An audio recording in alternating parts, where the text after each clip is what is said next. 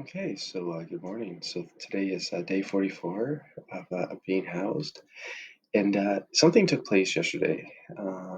Actually, a few things, and I think they're of great import to share. And yes, I did use the word import as opposed to importance, and always delighted to do so. Always looking to learn something new every day and to apply something new every day. Anyways, so it's early in the morning here. Today is Sunday, September 29th, or sorry, 28th, 2025. And um, I took some videos yesterday and I'm going to see if I can add them at the end of this video or this recording and then compile it all together and then upload it to YouTube. There's some really good teaching that came to fruition, or sorry, a really good lesson occurred yesterday. It came to fruition while helping some members from my church help somebody else move some furniture in a building complex, and I just wanted to piece everything together. So without further ado, I'm just going to talk frankly here. So yesterday, so Saturday, September the 27th, um, a friend from church mentioned that somebody was going to help them, or said they were going to help them to help move, and they couldn't get a hold of them. And they asked me if I would be available to help. And I said I'll have to see how my knee is, but if I can, I definitely will. So I was able to, and there was only supposed to be one item of furniture to move from upstairs to downstairs, and then an item of from upstairs, sorry, to out to the garbage bin, and then another item of furniture, so another couch, to be moved from a friend's, somebody's apartment downstairs back upstairs to the apartment that we moved the other item, or the other couch. So anyway, so um, Uh, with moving, you never know what you're going to come across, and it can be very there can be a lot of hidden issues. So there ended up being four of us that were going to help with this, and there ended up being a lot more furniture that needed to be moved. So when we first arrived, we went upstairs, and the it was a full size couch. And my friend and I were asked to move that full size couch out, so out of the apartment, down the flight of stairs. There was only three, and then out. There's only three floors, and then outside into the bin, and then to go into a room on the first floor, or an apartment on the first floor, and then move another couch upstairs. So so we did so. So we were able to methodically and safely and successfully move the large couch outside to the bin, and then we were in the apartment on the first floor, and that couch was it was newer. It was a little bit lighter, but it was much poofier, and the cushions, like on the top or the backrest part of it, they were sewn into like the fabric of the couch, and it was wider, and it had some feet on it that were about, we'll say, 3 inches to 4 inches um, long, and unfortunately they didn't have the proper tool to unscrew it, and we figured it was just tight enough that we could work it through the door. And so anyway, so my friend and I were moving the couch to the door, and I could visualize it in my mind. I was thinking we might have to take the door off its hinges, but regardless, if we're able to have like, we'd have to um, either tilt the couch in such an angle where like the puffy part was facing the door, and then we'd have to like shimmy it from either like lifting the backside up, and then so it kind of when it goes on an angle as we're bringing it through, and then twist it as we lift it like in stutters or in steps through the door, and then bring it down once it's like through the door into the hallway, and then start lifting it up from the outside so it stands up, like so we bring it so it's standing out in the hallway. Or I was thinking we'd have to, if we could get clearance, we'd have to come at it at such an angle where we basically wrap the feet um, through, like around the door, and then straighten it out. And then as we're lifting the couch up, because it's a narrow hallway, we'd have to again be very, very cautious to twist the couch in such a way where, and then pull, so we're able to get one foot and kind of pull it, aggressively to ensure it shimmies past the door. Then once it shimmies past the door, then we'll be able to lift it up, slide it out a little bit more, and then twist the couch so then the other foot um, misses the door stop. And so anyway, so I've in the past, when I was in college, I used to work for a friend's moving company, and oh my goodness, there's so many tricks to moving.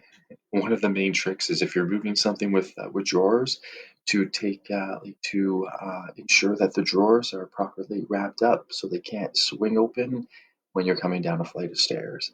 And also too, it's so communication and patience is key when you're moving, because you're dealing with things that don't necessarily weigh that much, but they're very awkward to hold, awkward to maneuver, and you're always dealing with tight spaces.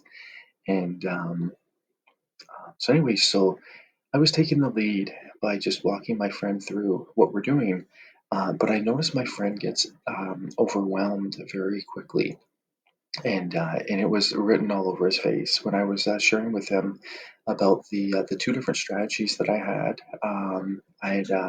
I'd thought of to get the couch, so to successfully get the couch through the door. He just kind of looked at me and with like a blank stare, and I could tell he wasn't hearing what I was saying. And then he just said, "Well, let's just pull it through." It's not a great idea. And if you just try to force certain things, especially when moving, you can put yourself in a predicament where you've exhausted a bunch of energy just to be stuck, and then have to exhaust a lot more energy to get yourself out of that predicament. And so I was, I just continued to vocalize and to talk in a calm voice, and just explain like, okay, what we're doing, let's go step by step. And so we started moving the couch. We got the legs past the door. There was no problems there at all. And but I don't think he was realizing that we had to lift the couch up. Either like it would have to lift upwards into the hallway to be able to fit out there. And then he was getting very frustrated, extremely frustrated. And I noticed that he was no longer listening to what was being talked about, what was being suggested. And and then so he at one point we virtually got stuck, and then he said, "Well, let's just take the door off its hinges." And you could tell he was very upset. And he's like, "I just I need to stop. I need to stop." I was like, "Okay, no problem at all." So we took the door off the hinges. So I was on the inside, and thankfully there was we had the tools to take the hinges off, and the door had an arm at the top, and we were able just to slide it to the side, so we had as much clearance as needed. And anyways, what ended up happening is we had to bring the couch back in. I noticed that my friend was extremely frustrated, extremely upset. And I was thinking, this is the way he handles stress. This is the way he handles frustration. This is one of the most dangerous things we can do is to allow ourselves to become so distraught inside that we have that physiological reaction of the fight or flight, where we lose our um, We have the paralysis of the thought process, and that is usually seen if you see somebody and they succumb to maybe somebody's yelling at them and then they want to say something, they want to communicate something, but they can't get it out. They don't have like the proper words, so they don't have access to the proper words that they normally have access to. So then they just react in frustration. And I find it's the same thing um, from this perspective. Replace somebody yelling at you or berating you with a stressful situation where you're exerting physical or you're exerting energy and you might bump your fingers here and anyways, but that level of frustration arises within the person and they're unable to properly communicate. So instead of properly communicating, what they do is they become forceful. They just zone in and they just say, I'm just going to do this or that. And it just becomes a very terrible, terrible game plan. Okay. So anyway, so we got the door off the hinges, and I was able to see the expression on my friend's face. And I just talked to my friend and I said, hey, not a big deal, but do you see these feet here? And he just he said, yeah, and he wouldn't make eye contact with me. So I said my friend's name and I said, here, I just need you to look at this. Can you please confirm that that we're on the same page here? And he looked and I said, so see these feet here? It's easy like when we're going through and we have to like we're going at this from a different angle. We're not going at it head on. But once we bypass this, now we're going head on. But then we have to do the same thing for the bottom feet, as in go at it from that other angle. Um, but we also have to take into consideration the hallway is very, very narrow. So we have to lift like on your end, and if you'd like, I can go on that side, but you're going to have to lift in increments. So I push towards you, you push up. I push towards you, you push up. But then we also have to uh, change the angle that we're coming through the door to ensure that we can get the feet through the door. Because the just like we had to have a different angle for the front feet, we have to have a different angle for the back feet. And then he said, "Oh yeah, I get that." And then I thought, okay, this is perfect. Now what needs to be communicated has been communicated. So getting it out it was difficult. It wasn't easy, but it was much, much easier because that information was clearly communicated. So there was a problem, and we clearly communicated the solution, ensured that the solution was heard and was understood, so received, and then properly processed. And then we're able to get the couch out and then put the door back on its hinges, and then we're on our way. Anyway, so what took place yesterday? And I'm going to add the videos if I can. I'm going to try to add them um, uh, to this and then compile them all together. But I want to correlate this to the abusive situation that occurred with the bathroom, and that was earlier this week. And so that was with the owner's mother making the comment about how I think it was last week, sorry, about how I used I brushed my teeth in the downstairs bathroom, and then I was just walking through the kitchen, and then she got very aggressive with me and started. Um, it was like she was throwing a temper tantrum, and she said that she left some cleaning supplies in the bathroom because when I brushed my teeth, I left the bathroom in such a mess. I left so much mess everywhere that she couldn't even go in the bathroom. Like she couldn't even stand to look at it. So she had to go to work, put out because she maybe couldn't brush her teeth or she couldn't use the bathroom. And I really took that to heart. And when I was walking to the bathroom, I was thinking, oh my goodness, like, what am I going to walk into? Like, I know I was sick this morning, but, perhaps, like, all I could think of is perhaps was brushing my teeth and then spit the toothpaste out and it splattered everywhere. And I walked in and there was nothing. It looked literally the same way it always looks. And the cleaning supplies are there, and I started cleaning all around, and I was thinking, I don't get what's going on here.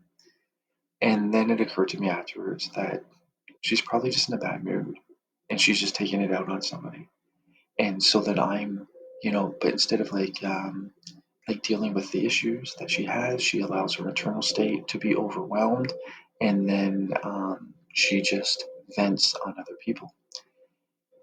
And it's very dangerous to allow those things into your heart. If I allow those things into my heart, it will disrupt, and it could cease like the peace of God that God has provided me.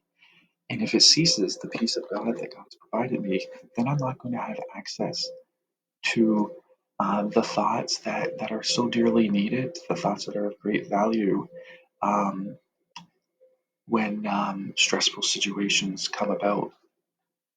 And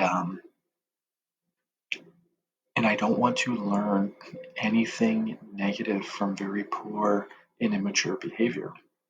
And so what I did yesterday was I usually brush my teeth at the gym. Um, I do my walk first thing in the morning, but I oftentimes go to the gym like after I've had like something to eat, and then I go to the gym or I brush my teeth when I'm there. I seldom brush my teeth here, and and yesterday I was going to brush my teeth here, and so I took a video of what the sink looks like pre brushing my teeth, and then a video of what the sink looks like after brushing my teeth.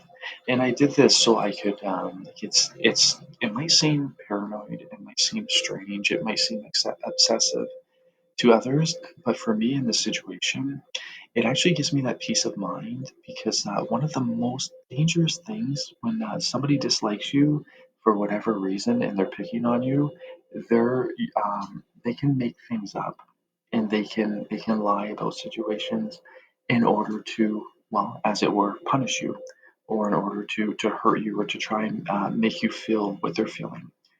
And for someone like myself, if I'm in the wrong, I sincerely want to be accountable. I sincerely want to do what is right and to learn from my mistakes. If I don't learn from my mistakes, well, then I'm going to continually make the same mistakes. But if I humble myself and I learn from my mistakes, and I can take those learning lessons forward with me and apply them. And so anyway, so that's the way I was thinking, or I think about this.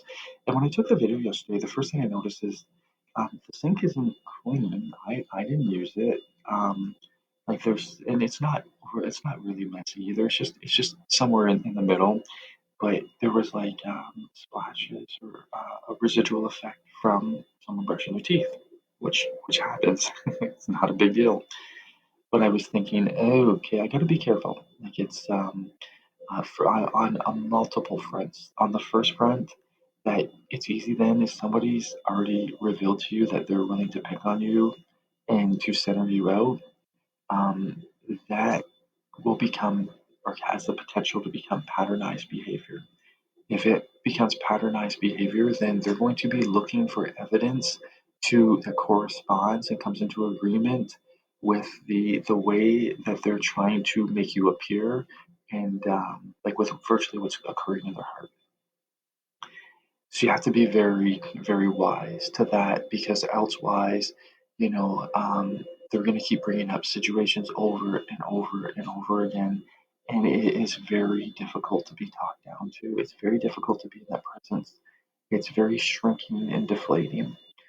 Uh, the other reason is um, for my own mind to understand, okay, I'm going to be very thorough and very honest and give an honest appraisal. So when I'm, say, using the sink, I can be respectful to where I'm at. I can be respectful to the rules. But once I'm done, I can always ensure that I've left, like, say, this room cleaner than it was when I came in. So I have that understanding in my mind that, okay, I know if somebody's saying something like this, I know for certain because I took the time to investigate it. I considered the source, I considered the history in the situation, and then I learned from it, and then I took the time to check these things out. So in the future, say hypothetically, if I received, hey, I could even use the bathroom because it was so messy, then in my mind, I have that peace before God that, well, that's just a lie. And I'm not going to receive that lie in my heart because part of receiving that lie in my heart, well, it can change and alter the way I see things around me and the way I see myself. And then it makes it very difficult if somebody's like getting very angry and aggressive with you, you can internalize that. But if you realize that, okay, no, no, I've got the evidence that what you're saying is faulty, so you're just using that as virtually an entry point to alleviate yourself of some stress and some frustration that has nothing to do with me. Stress and frustration that you're accountable and responsible for, but you're not handling or dealing with in the appropriate way. Um, I can leave that and walk away from it, knowing that it's just faulty. It's rubbish. It's like finding fool's gold and then sifting through like the dirt and the rubble, and then finding what fool's gold and saying, "If this is getting tossed in the trash. I'm not receiving it inside, and I won't come into agreement with it. And I'm also not going to waste any time arguing with anybody who's simply just looking to pick on me. I'm just going to see things for the way they are." So anyway, so I was thinking, well, this is really important. And how does this coincide, or how does it relate to what took place yesterday? The main thing that I've noted, and praise God, so God gets all the glory. He's the one that's revealed this to me, and He's the one that's given me His grace, so I'm able to do these things.